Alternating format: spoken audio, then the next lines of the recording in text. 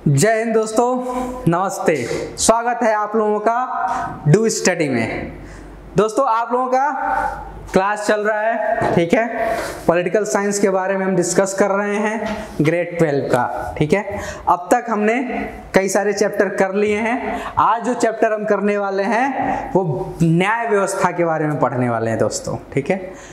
कि उच्चतम न्यायालय के बारे में पढ़ने वाले हैं। उच्चतम न्यायालय वो न्यायालय जहां पे बड़े बड़े लोगों का क्या हो जाता है, गुमान उतर जाता है, ठीक है। बड़े बड़े लोग जहां पर क्या होते हैं, हाथ पे हाथ रख के ऐसे खड़े रहते हैं सावधान की मुद्रा में। बड़े बड़े लोग भयभीत रहते हैं। न्यायालय का नाम सुनकर बड़े बड़े लोग का क्या हो जाता है, हालत खराब हो जाता है। चाहे वो नेता हो, चाहे वो अधिकारी हो, चाहे कोई भी हो। अगर ये कह दिया गया किसी डीजीपी से, चाहे जो राज्य के सचिव हैं उनसे कि भाई उच्चतम न्यायालय ने आपको बुलाया है, पेशी है आपकी, ठीक है, तो उनकी रातों की नींद जो है ना हराम हो जाती है, ठीक है। तो आज हम पढ़ने वाले हैं उच्चतम न्यायालय के बारे में, ठीक है। तो सबसे पहले मैं बार बार एक चीज हमेशा कहूंगा, प्रश्न करना सीखो। क्या जरूरत है उच्चतम न्यायालय की, क्यों चाहिए उच्चतम न्यायालय? संविधान निर्माताओं ने उच्चतम न्यायालय की व्यवस्था संविधान में कहाँ की है और क्यों की है? अगर उच्चतम न्यायालय नहीं हुआ तो क्या हो जाएगा?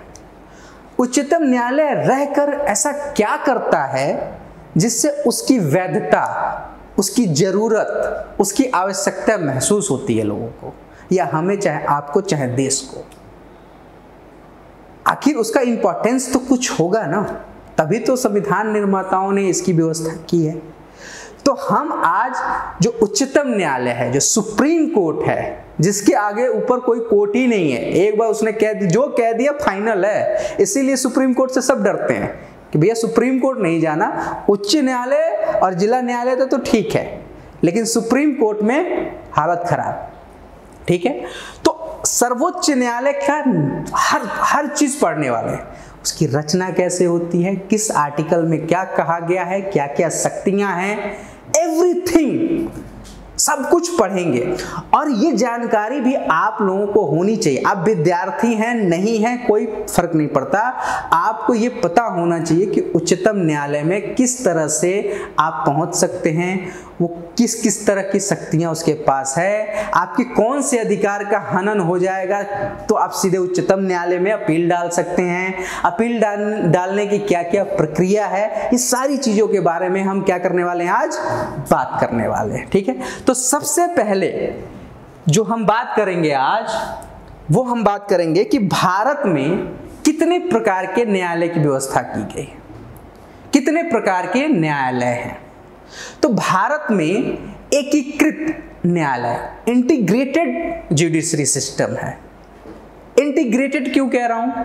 क्योंकि पिरामिड की तरह है। तो सबसे ऊपर कौन है? उच्चतम न्यायालय, ठीक है। उच्चतम न्यायालय सबसे ऊपर है, मतलब उसका डिसीजन फाइनल, ठीक है। दूसरे नंबर पे कौन आता है? उच्च न्यायालय। उच्च न्यायालय जो राज्यों के न्यायालय होते हैं, और राज्य के जो न्यायालय हैं जिसको हाई कोर्ट कहते हैं, अगर इसने कुछ डिसीजन दे दिया है तो उसके लिए आप कहां जा सकते हैं? उच्चतम न्यायालय, लेकिन इसके ऊपर नहीं जा सकते।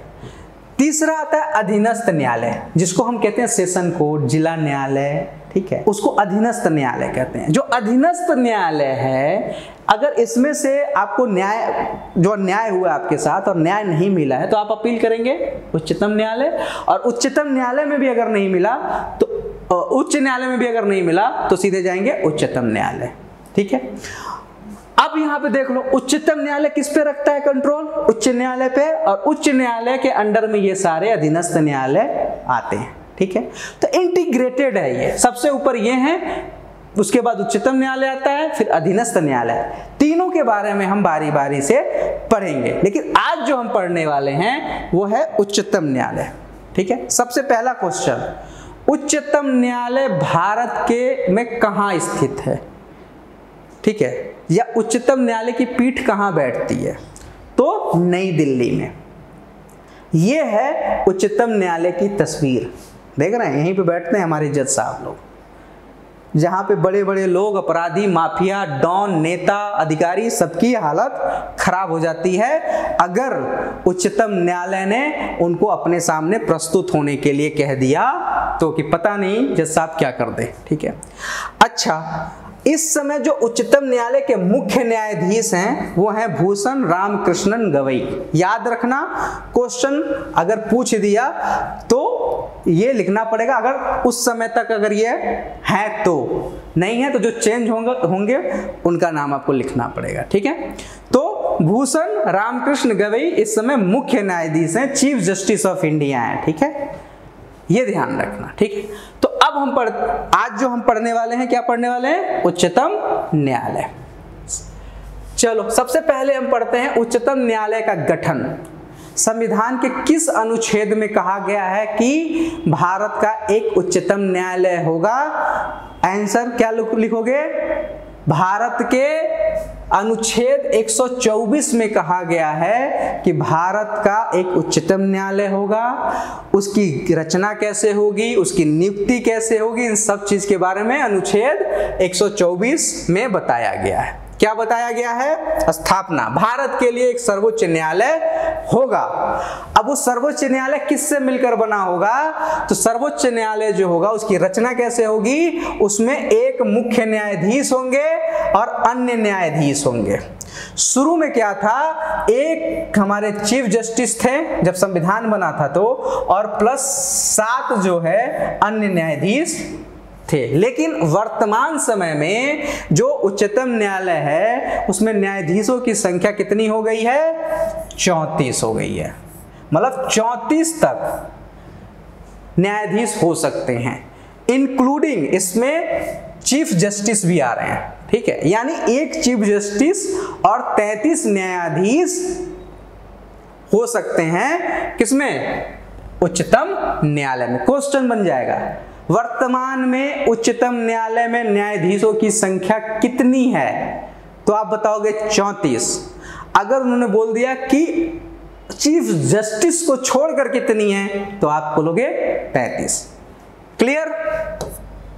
क्लियर है? ठीक है, अब हम देखते हैं कि चलो भाई, यहां बोल दिया कि स्थापना हो गई, हमने बना दिया भारत का उच्चतम न्यायालय को। चलो जी, न्यायाधीशों की संख्या भी निर्धारित हो गई। अब आता है अगला, अपॉइंटमेंट कैसे होगा? कौन नियुक्त करेगा चीफ जस्टिस को? तो इसके लिए भी बताया गया है कि जो नियुक्त करेगा वो राष्ट्रपति द्वारा न्यायाधीशों की नियुक्ति होगी। अब यहाँ पे सरकार को नहीं लाया गया है। अब ये जो न्यायाधीशों की नियुक्ति होती है, ठीक है, ये जो न्यायाधीश हैं इनकी नियुक्ति कैसे होती है? कॉलेजियम के द्वारा होती है। क्या होती है? कॉलेजियम के द्वारा होती है। अभी कॉलेजियम के बारे में मैं बहुत डिटेल में नहीं जाऊंगा। कॉलेजियम का मतलब यह है कि जजों का वो सभा या जजों का वो संगठन, ठीक है, जो जजों की नियुक्ति करने में अहम भूमिका निभाती है। ठीक है, अब कॉलेजियम में क्या होता है, एक जो चीफ जस्टिस होंगे प्लस 4 अन्य जो वरिष्ठ न्यायाधीश होंगे वो होंगे। अब मान लो कि कोई पद खाली हो गया, उच्चतम न्यायालय में कोई पद खाली है, कौन नियुक्त करेगा? ये जो जज हैं, जो कॉलेजियम बना हुआ है, इसमें जो जज होंगे, एक जो है चीफ जस्टिस और 4 जो वरिष्ठ न्यायाधीश होंगे, ये बताएंगे कि अब किस न्यायाधीश को सुप्रीम कोर्ट में जज के रूप में नियुक्त करना है। उसके नाम की अनुशंसा, नाम का प्रस्ताव वो किसको भेजेंगे? राष्ट्रपति को भेजेंगे या सरकार को भेजेंगे। सरकार जो है उसके नाम में चेंज नहीं कर सकता। हालांकि एक बार वो वापस भेज सकते हैं जज के पास कि साहब देख लीजिए, इसमें अगर ये चेंज हो सकते हैं तो बताइए। लेकिन दोबारा अगर कॉलेजियम ने उसी नाम को फिर से प्रस्तावित कर दिया तो आप उसको रोक नहीं सकते, राष्ट्रपति को उनको अपॉइंट करना पड़ता है। समझ में आ गया? यानी जो उच्चतम न्यायालय के न्यायाधीश होंगे उनका अपॉइंटमेंट उच्चतम न्यायालय के जो कॉलेजियम है उसी के द्वारा होता है, उसमें सरकार का कोई लेना देना नहीं होता है। इसका कारण क्या है? मान लो अगर उच्चतम न्यायालय में जो न्यायाधीश हैं उस पर सरकार अपॉइंटमेंट करने लगी, मंत्रिमंडल या मंत्रिपरिषद की सलाह पे, प्रधानमंत्री की सलाह पे अगर सुप्रीम कोर्ट में न्यायाधीशों की नियुक्ति होने लगी, तो एक तरह से जो न्यायाधीश हैं उन पर पॉलिटिकल क्या हो जाएगा? कंट्रोल हो जाएगा। मतलब प्रधानमंत्री अपने मनपसंद आदमी को क्या करेंगे? बना सकते हैं भाई उच्चतम न्यायालय का न्यायाधीश, ठीक है। उसके बाद संविधान की ऐसी तैसी भी हो सकती है। तो इसलिए बहुत जरूरी है कि जो न्यायालय है, जो सेपरेशन ऑफ पावर है, उसको बनाए रखा जाए, क्योंकि मूल ढांचा क्या है हमारे संविधान का? यही है कि सेपरेशन ऑफ पावर होना चाहिए। पावर सेपरेट रहेगा, विभक्त रहेगा, एक दूसरे के क्षेत्र में नहीं आएंगे, तभी लोकतंत्र बचा रह सकता है। तो ये आप समझ लो कि राष्ट्रपति जो अपॉइंट करेगा वो कोलेजियम के द्वारा करेगा। कोलेजियम जो सिफारिश कर दे उनको आपको न्यायाधीश उच्चतम न्यायालय का बनाना पड़ेगा। ये समझ में आ गया? स्थापना, रचना और नियुक्ति, जजों की संख्या शुरुआत में कितने थे और अभी कितने हैं, क्लियर है? और वर्तमान में हमारे उच्चतम न्यायालय के जो चीफ जस्टिस हैं उनके बारे में भी मैंने बता दिया, ठीक है। अब चलते हैं आगे अब देखते हैं उच्चतम न्यायालय का गठन में अब क्या आता है। अगला क्वेश्चन क्या आता है अगर इसके गठन में, कि चलो जी कोलेजियम ने तो कर दिया, लेकिन कोलेजियम जो है वो कैसे तय करेगा कि किसको बनाना है, उसकी योग्यता क्या होनी चाहिए, उच्चतम न्यायालय में न्यायाधीश बनने की क्या योग्यता होनी चाहिए? तो सबसे पहला, भारत का नागरिक, तो हर सब में चिपका देना कि भारत का नागरिक हो, ठीक है। दूसरा, वो उच्चतम न्यायालय का न्यायाधीश होना चाहिए या उच्चतम न्यायालय में वकील का काम, एडवोकेट का काम करना चाहिए। अब यहाँ पे टाइम को लेके थोड़ा अंतर है। जो उच्चतम न्यायालय में न्यायाधीश होगा वो कम से कम कितने वर्ष तक रहना चाहिए? 5 वर्ष तक। वो 5 वर्ष तक किसी भी उच्चतम न्यायालय में न्यायाधीश हो सकता है या 10 वर्षों तक अधिवक्ता के रूप में किसी उच्चतम न्यायालय में, चाहे उच्च न्यायालय में एडवोकेट के प्रैक्टिस कर सकता है, अधिवक्ता के रूप में कार्य करता हो, ठीक है। ये 2 चीजें हो गई। और राष्ट्रपति की नजर में न्यायविद हो, न्याय का बहुत जानकार हो, हालांकि ये उतना काम नहीं करता है, ठीक है। मेनली यही दोनों है, इसी दोनों के थ्रू क्या होते हैं, कोलेजियम जो है प्रस्तावित करता है नाम। अक्सर ये पूछ देता है क्वेश्चन में कि क्वालिफिकेशन क्या है, भारत का नागरिक, और यहां कंफ्यूज नहीं होना, उच्चतम न्यायालय के 5 साल है और अधिवक्ता के रूप में कम से कम 10 वर्ष तक है, ठीक है, वो कार्य करना चाहिए। चलो कार्यकाल और वेतन के बारे में थोड़ा बात कर लें।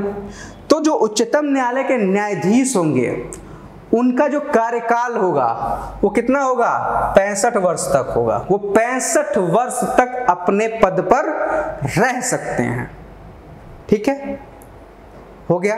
और इसकी सुरक्षा दी गई है, ऐसा नहीं है उनके वेतन की सुरक्षा, जब तक वो अपने पद पर रहेंगे उनके वेतन में संसद कटौती नहीं कर सकता। उनको जितनी आर्थिक सुविधाएं मिल रही हैं, जितनी चीजें मिल रही हैं, उसमें क्या कर सकता है? संसद कटौती नहीं कर सकता। जैसे भत्ता मिल रहा है, आवास मिल रहा है, गाड़ी मिल रहा है, नौकर मिल रहे हैं, इन सब चीजों की सुविधा उनको देनी पड़ेगी। संसद उसमें कटौती नहीं कर सकता। सरकार उसमें, संसद का मतलब है सरकार, एक तरह से समझो तो, ठीक है, सरकार उसमें कटौती नहीं कर सकती। दूसरा, अगर 65 वर्ष के पहले कोई न्यायाधीश चाहता है कि भाई ये बहुत हो गया, मेरी उम्र जो है, मेरा जो स्वास्थ्य है वो सही नहीं रह रहा, मैं नहीं कर पाऊंगा काम, या उनका मन नहीं कर रहा है आगे काम करने का, तो वो क्या कर सकते हैं? वो त्यागपत्र दे सकते हैं, रिजाइन दे सकते हैं। किसको? राष्ट्रपति को। राष्ट्रपति को वो रिजिग्नेशन लिख के दे देंगे, भैया अब हमको क्या अपने पद से मुक्त करिए, अब मेरा मन नहीं करता या अब मैं नहीं करना चाह रहा, ठीक है, स्वास्थ्य कारणों से या किसी भी कारण से, तो वो रिजाइन देकर जा सकते हैं राष्ट्रपति को देके, ठीक है। अगला वेतन की बात कर लें तो जो मुख्य न्यायाधीश हैं उनको वेतन मिलता है 2,80,000 और जो अन्य न्यायाधीश हैं उनको मिलेगा 2,50,000। और जो भत्ते वत्ते हैं आवास है, गाड़ी है, नौकर है, सिक्योरिटी है, ये सारी चीजें तो उनको, टेलीफोन है, यातायात की सुविधा है, ठीक है, ये सारी चीजें उनको मिलती ही मिलती है, साथ में ये वेतन भी मिलता है। ठीक है, संसद द्वारा कानून बनाकर वेतन को निर्धारित किया जा सकता है। ठीक है, वेतन को कौन निर्धारित करता है? संसद। संसद कानून बनाकर वेतन को बढ़ा सकती है, निर्धारित कर सकती है। ठीक है, पद से कैसे हट सकते हैं? मान लो कोई उच्चतम न्यायालय के न्यायाधीश हैं, वो भाई अपने पद पर हैं, लेकिन अब उनको हटाने की क्या प्रक्रिया है? और क्यों, कब हटाया जा सकता है? तो इसका दो ही कारण से सिर्फ आप किसी भी न्यायाधीश को हटा सकते हो। या तो वो दुराचार में फंसा हुआ हो, दुराचार में हो, या संविधान की अवहेलना कर रहा हो। ठीक है, संविधान के हिसाब से काम नहीं कर रहा। दुराचार का मतलब क्या हो गया? रिश्वत ले लिया, रिश्वत में फंस गया। ठीक है, या कोई केस चल रहा है, उसका कोई अपना रिश्तेदार है या कोई संबंधी है, उसका फेवर ले लिया। ठीक है, मतलब अपने पद के साथ, जो अपने उसकी पद है उसकी गरिमा के साथ खेल रहा है वो, तो ऐसी स्थिति में क्या हो जाएगा? उस पर महाभियोग लगेगा। ठीक है, महाभियोग लगाया जा सकता है। ठीक है, अभी यूपी में जो है जस्टिस हैं, जो जिनके घर पे बर्न नोट मिले हैं, जले हुए नोट मिले, उन पे अभी महाभियोग लग रहा है। तो इसका मतलब क्या, क्यों लग रहा है? क्योंकि संसद को ये लग रहा है कि भाई उन्होंने क्या किया है? रिश्वत लिया है, बहुत पद के साथ खिलवाड़ किया है, पद की गरिमा के साथ खिलवाड़ किया है, तो उन पर महाभियोग लगाया जा रहा है। ठीक है, तो ऐसी स्थिति में क्या होगा? संसद उस पर महाभियोग लगा सकता है। अब महाभियोग लगेगा तो महाभियोग लगने के बाद दोनों सदन, लोकसभा और राज्यसभा, दोनों से 2/3 बहुमत से, विशेष बहुमत से पारित होना चाहिए, और जो संसद सदस्य की संख्या है उसके साधारण बहुमत से पारित होना चाहिए। अब यहां थोड़ा कंफ्यूजन हो जा रहा है, मैं बताता हूं। मान लो लोकसभा में महाभियोग चल रहा है, जहां पे 550 सदस्य हैं। ठीक है, एक मिनट, मान लो वहां पे 550 सदस्य हैं। ठीक है, टोटल संख्या है।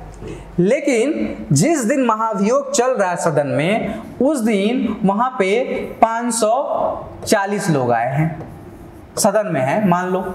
ठीक है, अब 540 में से 2/3 बहुमत, कहने का मतलब यह है कि 300 लोगों ने क्या किया? महाभियोग लगाने के पक्ष में वोट दे दिया, तो 2/3 बहुमत हो जाना चाहिए। और साथ में जो 550 है ना, इसका साधारण बहुमत कितना हो जाएगा? 250 का साधारण बहुमत क्या होगा? 226, यानी 226 मत उससे ऊपर ही होना चाहिए, ये साधारण बहुमत हो गया। और जितने लोग उपस्थित हैं, 540 का 2/3 बहुमत से वो प्रस्ताव पारित होना चाहिए, और ये दोनों सदनों के लिए। ठीक है, I think I am clear, कि आप समझ गए होंगे कि मैं क्या कहना चाह रहा हूं। एक ही मतदान में ये दोनों हो जाना चाहिए। ठीक है, तभी ये पारित होगा महाभियोग। समझ गए? तो दोनों सदनों के 2/3 बहुमत, विशेष बहुमत और साधारण बहुमत से पारित होना चाहिए। प्रस्ताव पास होने पर राष्ट्रपति की स्वीकृति मिल जाएगी, और क्या होगा? वो जिसके विरोध में, जिसके विरुद्ध चल रहा था महाभियोग, अगर वो पारित हो गया और राष्ट्रपति ने उस पर साइन कर दिया, तो वो अपने पद से रिक्त हो जाएगा। ठीक है, अब तक ये हुआ नहीं है। एक बार जो सुप्रीम कोर्ट के न्यायाधीश थे राधा स्वामी, उनको हटाने का प्रयास किया गया, लेकिन महाभियोग पारित होने से पहले इन्होंने अपने पद से रिजाइन दे दिया। ठीक है, तो ये पारित नहीं हो पाया। ठीक है, तो ये समझ में आ गया कि पद से कैसे हटाया जा सकता है। महाभियोग के द्वारा हटाया जा सकता है, अगर वो दुराचार में हो या अयोग्यता हो, असमर्थ हो काम करने में। ठीक है, या संविधान की अवहेलना कर रहे हो, तो इनको महाभियोग के द्वारा हटाया जा सकता है। चलिए आगे देखते हैं। अब देख लेते हैं उच्चतम न्यायालय के अधिकार और कार्य क्षेत्र। उच्चतम न्यायालय के अधिकार और कार्य क्षेत्र को हम 3 भाग में बांट सकते हैं, ठीक है। अगर लॉन्ग क्वेश्चन में आ गया तो आप 3 भाग में बांटकर अलग अलग समझा सकते हैं, ठीक है। पहला है प्रारंभिक क्षेत्राधिकार, जिसको कहते हैं इनिशियल ज्यूरिडिक्शन। दूसरा अपीलीय अधिकार, अपीलेट राइट्स, ठीक है। तीसरा है अन्य अधिकार, अदर राइट्स। अब एक एक करके तीनों के बारे में हम समझते हैं। पहला, प्रारंभिक क्षेत्राधिकार के बारे में आर्टिकल 131 में बताया गया है। संविधान के अनुच्छेद 131 में क्या बताया गया है कि उच्चतम न्यायालय का प्रारंभिक क्षेत्राधिकार क्या है। प्रारंभिक क्षेत्राधिकार को समझो पहले, क्या है प्रारंभिक क्षेत्राधिकार। प्रारंभिक क्षेत्राधिकार का मतलब ये है कि ऐसा कानून, ऐसी कोई विवाद, ऐसा कोई मुद्दा जो सीधे कहां पे अपील की जा सकती है, उच्चतम न्यायालय में। वो सीधे उच्चतम न्यायालय देखेगा, कोई जिला न्यायालय नहीं देखेगा, कोई उच्च न्यायालय नहीं देखेगा। वो सीधे कहां पे जाएगा, इसकी अपील कहां पे की जाएगी, सीधे उच्चतम न्यायालय में केस डाला जाएगा और सीधे उच्चतम न्यायालय उस केस को देखेगा। प्रारंभिक है ये, इनिशियल, सीधे कहीं जाने की जरूरत, कोई उच्च न्यायालय किसी जिला न्यायालय में नहीं जाएंगे, हम सीधे उच्च न्यायालय में जाएंगे। जी ये देखो ये मामला है, इसका क्या करना है। वो अधिकार प्रारंभिक अधिकार में आता है। और उसमें क्या होता है, ऐसे कौन कौन से मामले हैं जो प्रारंभिक में आ जाते हैं। पहला, अगर भारत सरकार और किसी एक राज्य के बीच में, ठीक है, कोई विवाद हो गया हो, किसी चीज को लेके, पावर को लेके हो गया हो, किसी विषय सूची को लेकर हो गया हो, ठीक है, या किसी भी तरह का कोई विवाद हो गया हो, ठीक है, तो उसमें क्या होगा, सीधे उच्चतम न्यायालय में केस जाएगा और उच्चतम न्यायालय उसका निर्णय करेगा। भारत सरकार और किसी एक राज्य के बीच में मतभेद हो गया हो किसी चीज को लेकर, किसी मुद्दे को लेकर, किसी कानून या विधि को लेकर, तो वो सीधे उच्चतम न्यायालय में अपील होगी और उच्चतम न्यायालय उसे देखेगा।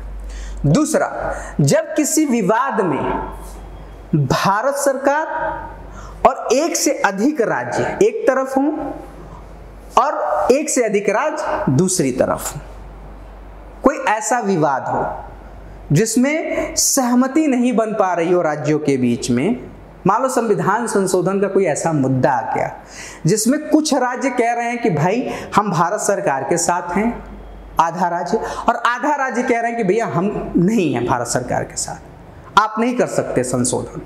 तो ऐसी स्थिति में क्या होगा, कौन करेगा निर्णय, उस मुद्दे का उसका हल कैसे निकलेगा। तो ऐसे समस्याओं का जो हल है वो सीधे उच्चतम न्यायालय में डाला जाएगा और उच्चतम न्यायालय वो देखेगा कि ये संवैधानिक रूप से सही है कि नहीं है, संविधान खिलाफ है कि नहीं है, ये सारी चीजें वहां पे डिस्कस होगा और वो देखेगा। क्यों? क्योंकि न्यायालय संविधान का संरक्षण करता है। आगे देखेंगे कैसे करता है। अगला, जब कोई विवाद दो या दो से अधिक राज्यों के मध्य, दो राज्य भिड़े हुए हैं, लड़ रहे हैं, किसी भी चीज को लेकर लड़ रहे हैं, ठीक है, मान लो दो राज्यों, मान लो 4 राज्य हैं, 4 राज्यों की सीमा मिल रही है कहीं पे, और वहां पे कुछ खनिज मिल गया या कुछ ऐसा चीज मिल गया जो आर्थिक रूप से बहुत महत्वपूर्ण है, सारे राज्य कह रहे हैं जी हमारा है, हमारा है, हमारा है। तो ऐसी स्थिति में कोई तो होगा ना कि भाई बताएगा कि किसका है किसका नहीं है। तो इस ऐसे सिचुएशन में, या कोई संवैधानिक मुद्दा है, संवैधानिक मुद्दा है, कोई कानून को लेकर कोई मुद्दा है, तो ऐसी स्थिति में भी ये सीधे कहां जाएगा, सुप्रीम कोर्ट जाएगा। मौलिक अधिकार के संबंध में कोई मामला है, ये बहुत इंपॉर्टेंट है। मान लो तुम्हारा मौलिक अधिकार का हनन हो गया, ठीक है, आपकी स्वतंत्रता का, समानता का या जीवन का अधिकार का जो है उसका हनन हो गया, आपको कहीं जिला न्यायालय, राज्य और उच्च न्यायालय जाने की जरूरत नहीं है, सीधे सुप्रीम कोर्ट कि जी सरकार हमारे मौलिक अधिकार, चाहे वो राज्य ही तुम्हारे मौलिक अधिकार का हनन किया हो, सीधे पहुंचो कहां, उच्चतम न्यायालय। उच्चतम न्यायालय में सीधे उस मामले को देखेगा अगर वो मौलिक अधिकार से संबंधित है तो ये सारे किसमें आ गए, प्रारंभिक क्षेत्राधिकार में, ठीक है। चलिए अब दूसरा देखते हैं, अपीलीय अधिकार क्या होता है। अपीलीय अधिकार वो अधिकार है जिसमें आप अपील करते हैं, मान लीजिए कि आपका केस क्या नाम है जिला न्यायालय में चला, उच्च न्यायालय में चला, अब आपको न्याय नहीं मिला तो आप सीधे सुप्रीम कोर्ट में भी जा सकते हैं। तो इसमें कौन कौन से मामले, आर्टिकल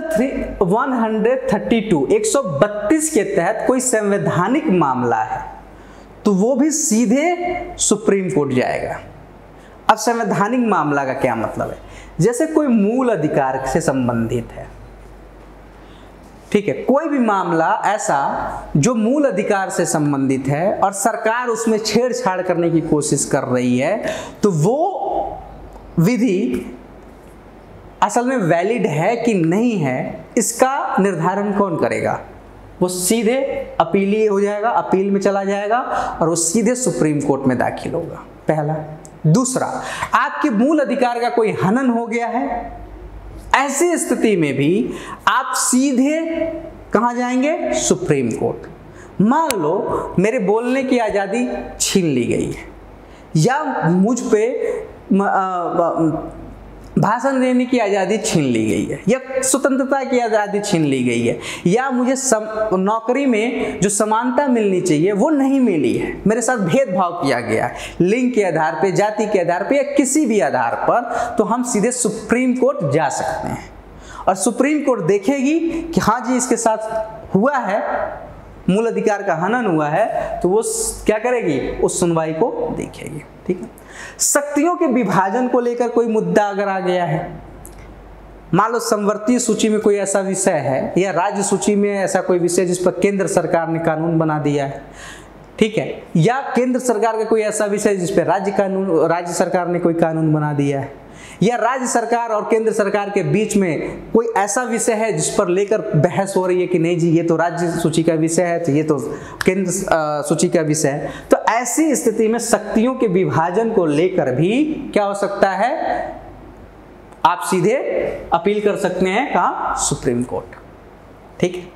संविधान संशोधन की वैधता को लेकर के कोई संविधान वैध है, जो संशोधन हुआ है कि नहीं हुआ है, कहीं संविधान का उल्लंघन तो नहीं हुआ है, संविधान का जो मूल ढांचा है, अब ये मूल ढांचा एक अलग कॉन्सेप्ट है, मूल ढांचे के बारे में हम यहाँ डिस्कस नहीं करेंगे। मूल ढांचे का बस इतना मतलब समझो कि ऐसा ढांचा जिसके साथ अगर कोई छेड़छाड़ हो गई तो संविधान का जो पूरा पर्पज है, संविधान बनाने का जो उद्देश्य है हमारे संविधान निर्माताओं का, वो खत्म हो जाएगा, उसका बेस ही हिल जाएगा।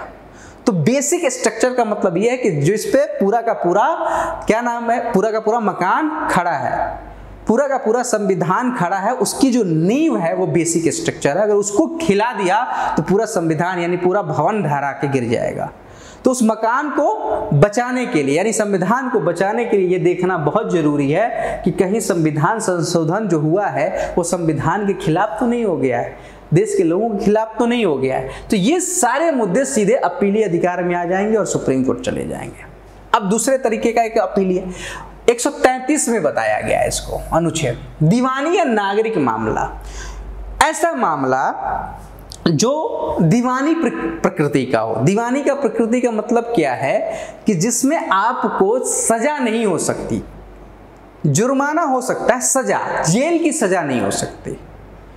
ऐसी प्रकृति वाले जो भी केस होंगे वो कहाँ जाएंगे, वो पहले तो आप जाएंगे जिला न्यायालय, जिला से उच्च न्यायालय और उच्च न्यायालय से सुप्रीम कोर्ट। जब आपको उच्च न्यायालय में फैसला आ गया है या आपको लग रहा है कि उच्च न्यायालय भी हमारे साथ हमारी सारे बिंदुओं पर विचार नहीं किया है, हमारी सारी बातों को नहीं सुना है, ठीक है, हमारे साथ अन्याय हुआ है, तो आप इसके खिलाफ कहां जा सकते हैं, अपील कर सकते हैं, उच्चतम न्यायालय में अपील कर सकते हैं। अगर कोई न्याय क्या है, दीवानी प्रकृति का है। दीवानी प्रकृति में क्या क्या आ जाते हैं, कोई संपत्ति का विवाद है, मान लो दो भाई हैं, उनको लेकर जमीन को लेकर कोई विवाद हो गया है कि भाई हमको जमीन नहीं मिला, हमको इतना ही मिला, हमको इतना मिला, या कितना होना चाहिए, या पड़ोसी के साथ या किसी गांव वाले के साथ, गांव में हो, गांव में तो ये हमेशा चलता रहता है, ठीक है, कि मारपीट होती रहती है जमीन के मुद्दे को लेके, ठीक है, एक एक बित्ता के लिए सर फोड़ देते हैं एक दूसरे का।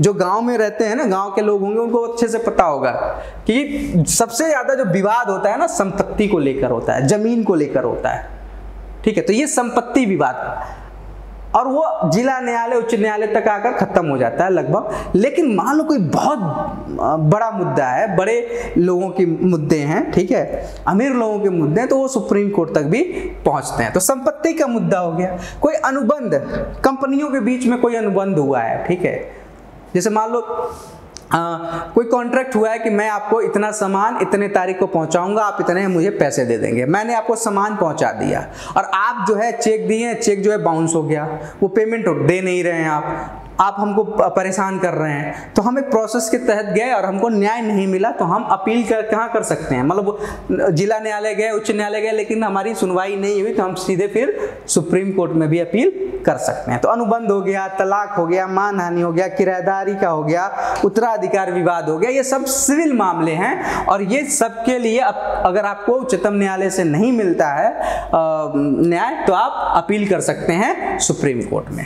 अब आता है 134 में बात किया गया दंडात्मक या फौजदारी। फौजदारी का मतलब ये होता है क्रिमिनल टाइप का, क्रिमिनल इन द सेंस कि जिसमें आपको दंड मिल सकता है, आपको सजा दी जा सकती है, किसकी, जेल की, आपको जेल में बंद किया जा सकता है। जैसी प्रकृति होगी अपराध की, उसके हिसाब से जो विधि में प्रक्रिया दिया गया होगा, जो सजा निर्धारित की गई होगी, उसके हिसाब से आपको सजा मिल सकती है जेल की। ऐसी प्रकृति वाले जो जितने अपराध होंगे वो दंडात्मक या फौजदारी मामले होते हैं, जिसमें जैसे चोरी हो गया, हत्या हो गया, बलात्कार हो गया, मारपीट हो गया, धोखाधड़ी हो गया, ये सारे कौन दंडात्मक टाइप के हैं जिसमें, ठीक है। और ये अगर आपको नहीं मिलता है, मान लो मेरे साथ कोई मारपीट किया, मेरा सर फोड़ दिया, और जिला न्यायालय और उच्चतम न्यायालय में जाने के बाद भी मुझे नहीं मिला, तो हम सीधे अपील कर सकते हैं, कहाँ, सुप्रीम कोर्ट। ये अपील की बात है। अगर आपको न्याय नहीं मिलता है निचले कोर्टों से, तो आप अपील कर सकते हैं, और उसमें भी न्यायालय देखेगा। ऐसा नहीं है कि आप कर दिए और आपकी वो देखेगा कि क्या सही में जो बिंदु पे आप बात करना चाह रहे हैं, जिस पॉइंट्स पे आप बात करना चाह रहे हैं, क्या सच में जो उच्चतम न्यायालय है चाहे जिला न्यायालय उस बिंदुओं को नहीं देखा है, उस पर विचार नहीं किया है। अगर सुप्रीम कोर्ट को लगता है कि नहीं जी, जो उच्च न्यायालय सारी बिंदुओं पर विचार किया है, तो आपके जो अपील है उसको खारिज कर देगा, वो नहीं सुनेगा, ठीक है। तो वो अब आप अपील कर सकते हैं, लेकिन सुप्रीम कोर्ट आपकी अपील को सुनेगा ही, ये जरूरी नहीं है, ठीक है। विशेष अनुमति का, अगर मान लो कि उच्चतम न्यायालय ने सजा दे दी, सब कुछ दे दिया, और सजा देने के बाद आपको लगता है कि अरे नहीं, ये जो फैसला हुआ है वो बहुत गड़बड़ हो गया है, एक बार सुप्रीम कोर्ट को बोलना पड़ेगा कि जी एक बार स्पेशली रूप से आप देख लीजिए कि हमारे साथ दिक्कत हुई और हमको न्याय नहीं मिला है, ठीक है। तो इसको बोलते हैं स्पेशल लीव पिटीशन।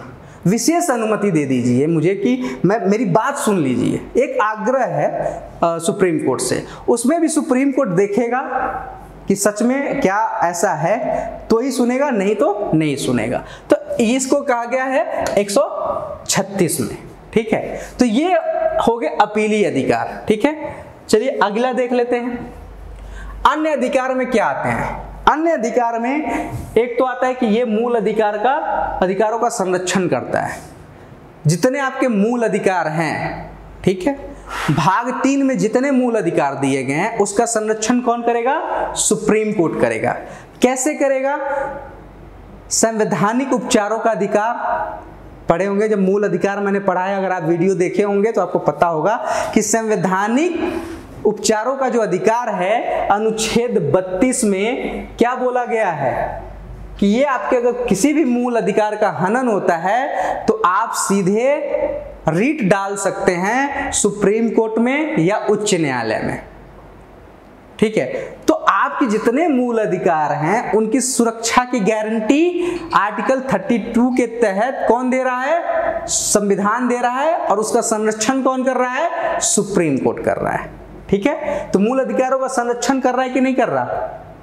ठीक है। चलो, संविधान का संरक्षण अथवा न्यायिक पुनर्अवलोकन, संविधान का भी संरक्षण उच्चतम न्यायालय करता है। कैसे करता है? न्यायिक पुनर्अवलोकन की शक्ति के द्वारा। इसके बारे में हम डिटेल में बात करेंगे आगे, ठीक है। परामर्श संबंधी अधिकार भी है सुप्रीम कोर्ट को, वो परामर्श दे सकता है। जैसे मान लो राष्ट्रपति को कोई परामर्श चाहिए, विधि से संबंधित कोई परामर्श चाहिए, कोई ऐसा कानून है जिसके बारे में राष्ट्रपति चाह रहा है कि उसको राय लेना चाहिए सुप्रीम कोर्ट के जो जजेस हैं सुप्रीम कोर्ट से, तो वो लिखित में राय ले सकता है सुप्रीम कोर्ट से, और ये राय देने के लिए बाध्य हैं, वो राय देंगे राष्ट्रपति को। लेकिन राष्ट्रपति उनके राय को मानेगा कि नहीं मानेगा वो राष्ट्रपति पे है। तो परामर्श संबंधी अधिकार भी किसके पास है? उच्चतम न्यायालय के पास है, वो परामर्श दे सकता है। निर्णय पे पुनर्विचार, अगर मान लो सुप्रीम कोर्ट ने कोई निर्णय दे दिया है, फाइनल वर्डिक्ट दे दिया है, लेकिन फिर से आप रिपीटिशन डालते हैं कि नहीं जी आपने ना कुछ पॉइंट्स पे आपने नहीं सुना है, आप कृपया करके आपने जो फैसला किया है, ठीक है, जो आपने निर्णय सुनाया है उस पर एक बार पुनर्विचार करिए। तो सुप्रीम कोर्ट को अगर लगता है कि हाँ जी पुनर्विचार करना चाहिए तो वो पुनर्विचार करेगा। इसके कई सारे केस आते हैं, केशवानंद भारती, गोलकनाथ केस, इस सबको मैं यहाँ डिस्कस नहीं करूंगा, बहुत डिटेल में चला जाएगा, ठीक है। तो वो पुनर्निर्णय उस पर कर सकता है, ले सकता है, ठीक है। ऐसा कई बार हुआ भी है, ठीक है। तो निर्णय पर वो पुनर्विचार कर सकता है। ये सारे अन्य अधिकार है। तो आपने देख लिया क्या क्या, प्रारंभिक जो क्षेत्राधिकार है वो देख लिया, अपीली क्षेत्राधिकार देख लिया, अन्य अधिकार देख लिया। अब जो है थोड़ा सा ट्रिकी आने वाला है, tricky in the sense question वहां से बहुत बन जाते हैं। अच्छा, एक चीज और है, अभिलेखी न्यायालय। सुप्रीम कोर्ट जो है, उच्चतम न्यायालय अभिलेखी न्यायालय। अभिलेख का मतलब क्या होता है कि जहां पर रिकॉर्ड रखा जाता है, किसी भी तरह का तरीके का अगर वो फैसला देता है, ठीक है, या कोई इंटरप्रिटेशन करता है, किसी कानून की व्याख्या करता है, संविधान की व्याख्या करता है, ठीक है, तो उसका पूरा अभिलेख उसको लिख कर रखा जाता है रिकॉर्ड के रूप में, पहली चीज, ठीक है। तो जो भी ये न्यायालय जो भी देगा फैसला, उसको एक रिकॉर्ड के रूप में क्या किया जाएगा, रखा जाएगा, और उसको संदर्भित किया जाएगा कि न्यायालय देखो सुप्रीम कोर्ट ने ये फैसला दिया था इसमें, और आपको भी मतलब एक तरह से सबूत के रूप में उसको पेश किया जा सकता है। दूसरा, अगर इसके निर्णय को कानून की मान्यता दी जाती है, अगर इसके निर्णय को कोई नहीं मानता है तो कंटेम्प्ट ऑफ कोर्ट लग सकता है। अब मानना समझा जा सकता है उसे कोर्ट का। कोर्ट ने अगर मान लो कि कोई फैसला दे दिया, ठीक है, और उस फैसला को अगर आप नहीं मान रहे हो या पुलिस उस चीज को इंप्लीमेंट नहीं कर रही है, तो कोर्ट जो है उसे कंटेम्प्ट मान सकता है कि भाई मैंने जो आदेश दिया है उसका तुमने कंटेम्प्ट किया है, अवहेलना की है, और उस पर कोर्ट को अधिकार है कि वो उसको सजा दे सकता है उसकी अवहेलना करने पे। समझ गए? तो ये अगर कोई आदेश दिया है तो उसको मान्य होगा कानून के रूप में, और अवहेलना करने पर उसको दंड दिया जाएगा। उसने जो फैसला दिया है उसे रिकॉर्ड के रूप में रखा जाएगा, और आगे अगर कोई आता है, कोई केस आता है, उसमें एज अ संदर्भ के रूप में पेश भी किया जा सकता है, ठीक है। तो ये एक अभिलेखीय न्यायालय है, ठीक है। अब देखते हैं न्यायिक पुनर्अवलोकन। इस यहां से क्वेश्चन आ जाएगा, न्यायिक पुनर्अवलोकन से आप क्या समझते हैं, ठीक है, ये क्वेश्चन आ जाएगा। तो न्यायिक पुनर्अवलोकन का जो सिद्धांत है वो लिया गया है अमेरिका के संविधान से लिया गया है, ठीक है। अब न्यायिक पुनर्अवलोकन क्या करता है?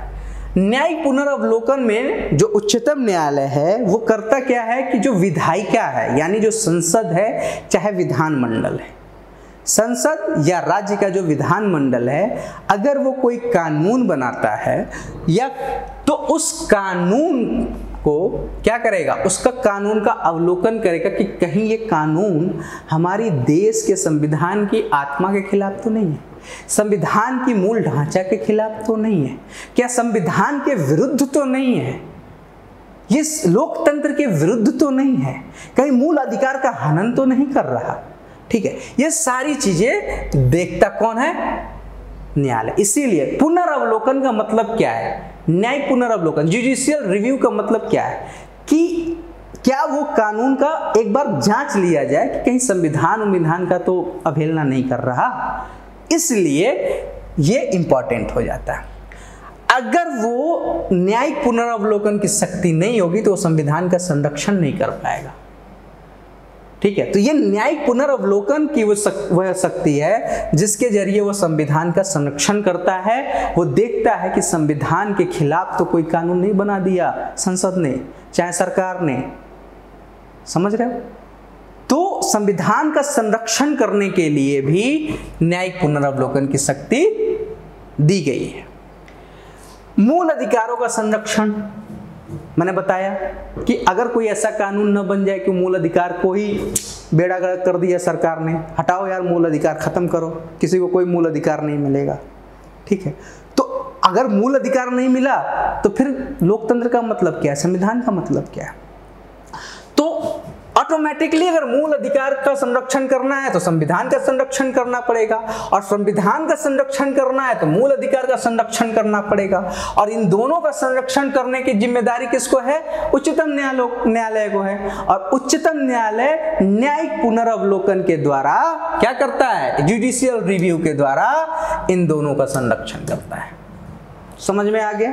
चलिए, अच्छा क्वेश्चन, मैंने बार बार बोला, क्या संविधान में न्यायिक पुनर्वलोकन की व्यवस्था की गई है? क्या कहीं पे ऐसा लिखा गया है कि जो है संविधान, जो उच्चतम न्यायालय है वो इस तरह के काम करेगा, न्यायिक पुनर्वलोकन का काम करेगा? तो स्पष्ट रूप से कहीं लिखा नहीं गया है, जिस तरह से बाकियों में मैंने बताया, ठीक है। जैसे 52 में कहा गया कि भारत का एक राष्ट्रपति हो गया, 79 में कहा गया कि एक संसद होगा, ठीक है।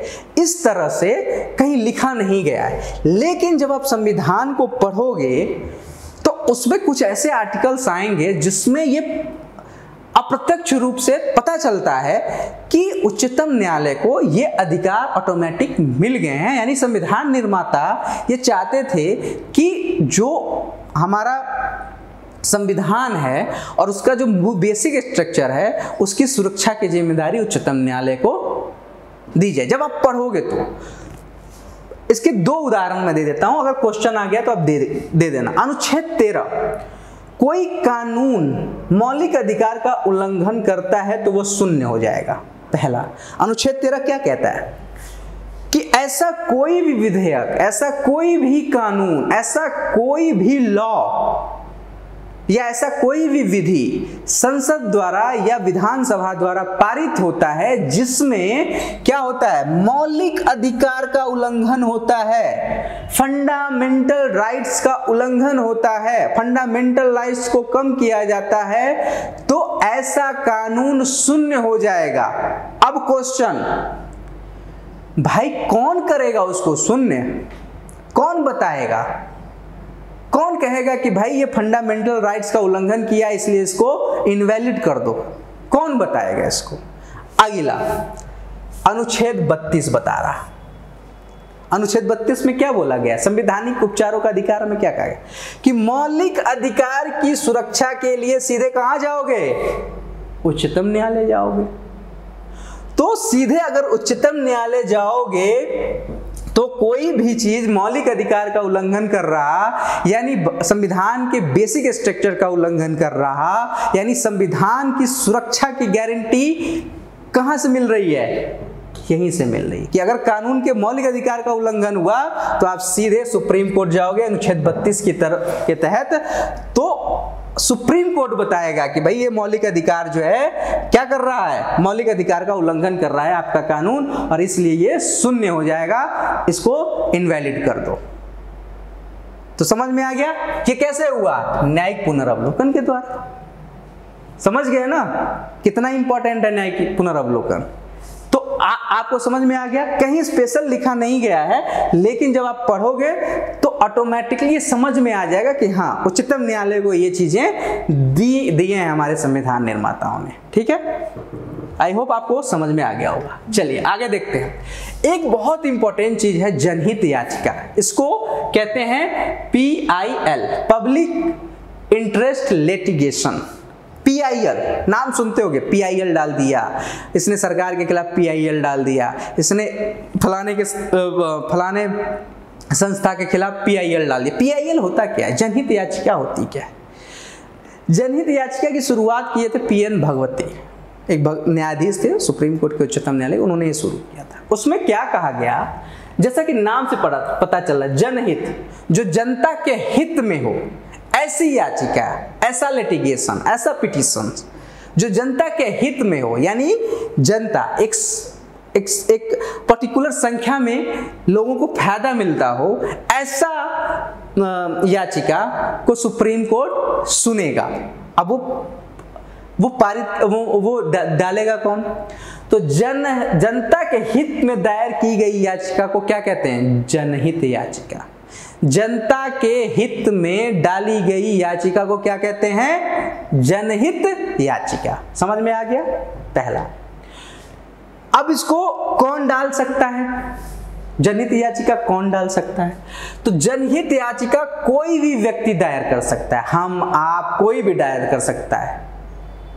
आपको लगता है कि किसी पर्टिकुलर एरिया में बहुसंख्यक, मतलब वहां की जो बहुत लोग हैं, बहुत लोगों का अधिकारों का हनन हो रहा है, ठीक है, तो वहां पे आप क्या डाल सकते हैं? सीधे सुप्रीम कोर्ट को एक लेटर लिखेंगे, भाई ऐसी ऐसी बात है, यहाँ पे इनके साथ बहुत दुर्व्यवहार हो रहा है एक कम्युनिटी के साथ, ठीक है, तो आप इसको देखिए। उसको बोलते हैं जनहित। सुप्रीम कोर्ट अपने हिसाब से उसको देखेगी सारा कुछ, ठीक है, तो आप भी डाल सकते हैं। अच्छा, जनहित याचिका कहां दायर की जा सकती है? तो ये सीधे उच्चतम न्यायालय में या उच्च न्यायालय में दायर की जा सकती है। ये जिला न्यायालय में दायर नहीं की जा सकती, ये सीधे आप जाओगे उच्चतम न्यायालय या उच्च न्यायालय। एक लिफाफा लो, एक पेपर लो, ठीक है, वो क्या कहते हैं उसको, लेटर लिखने वाला जो डाक से जाता है, उस डाक वाले पे लिखो कि भाई यहाँ पे हमारे यहाँ इस फलाने जाति के साथ या ये फलाने समूह के साथ या फलाने कंपनी में इतने मजदूरों के साथ इनके साथ शोषण हो रहा है, या जो भी मौलिक अधिकार संबंधित अगर कुछ है, या पर्यावरण प्रदूषण को लेके कुछ है, कोई कंपनी है जिसका पानी सीधे यमुना में जा रहा या गंगा में जा रहा, आपने एक लेटर लिख दिया, सुप्रीम कोर्ट उसको एक याचिका के रूप में लेगा, उसका इन्वेस्टिगेशन करवाएगा, और अगर उसको लगा कि नहीं ये जनता के हित में है तो वो सीधे क्या करेगा, उस कंपनी को समन भेजेगा, उस पर केस करेगा और अपने हिसाब से उसको आदेश पारित करेगा। ठीक है, सोचो कितना इंपॉर्टेंट चीज है। मान लो जिसके पास पैसा नहीं है, गरीब आदमी है, उसके अधिकारों का हनन हो रहा, वंचित कैसे सुप्रीम कोर्ट में? जानते हो सुप्रीम कोर्ट में कौन पहुंच सकता है? जिसके पास बहुत पैसा हो वो पहुंचेगा।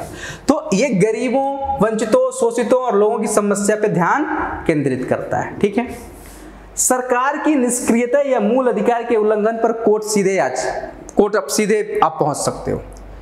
अगर सरकार निष्क्रिय है, आपके मूल अधिकार का बार बार हनन हो रहा है, आप सरकार से गुहार लगा रहे हैं, बोल रहे हैं, नहीं सुन रही सरकार, तो सरकार की निष्क्रियता पे सीधे ये सुप्रीम कोर्ट जाइए, सुप्रीम कोर्ट उससे देखेगा।